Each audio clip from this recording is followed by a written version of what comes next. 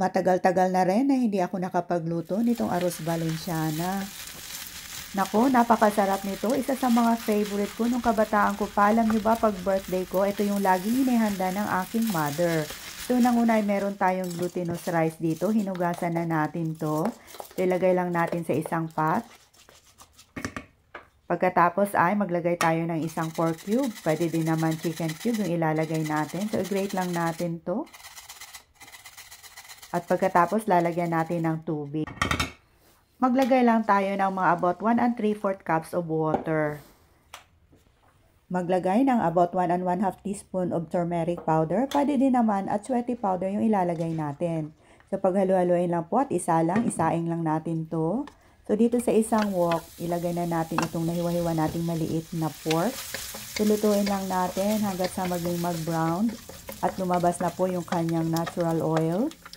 Igigisa na natin itong ating bawang at pagkatapos isunod na din itong sibuyas. Ipagpatuloy lang po ang paggisa hanggat sa lumambot na po itong ating mga aromatics. So pagsabay-sabayin na natin ang paggisa. So idagdag na din itong chicken liver, mga 1/2 cup. Nilagyan din natin ng isang Chinese sausage, ayan. So ipagpatuloy lang po ang paggisa. Kung may kamahalan itong Chinese sausage ay pwede nyo naman hindi lagyan. So, timplahan natin ng konting patis at saka ground pepper ayon sa ating panlasa. So, ipagpatuloy lang po ang paggisa. Paghalo-haloin lang natin para hindi masunog itong ating karne. At pagkatapos ay lalagyan natin ng green peas, mga 1/2 cup lang po at saka konting red bell pepper. Para maluto ng bahagya, nilagyan natin ng konting tubig. So, ipagpatuloy lang ang pagluto hanggat sa mag-absorb po yung kanyang liquid.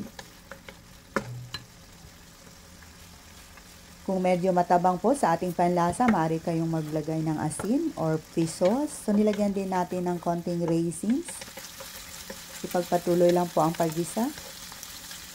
At pagkatapos ay ilalagay na natin itong nailuto natin kaninang glutinous rice. Paghalu-haluin lang natin to ng dahan-dahan hanggat sa mai-combine na po lahat itong rice at saka yung karne. So, ipagpatuloy lang po ang pagluto sa napakamahinang apoy para hindi naman po matutong yung nasa ilalim.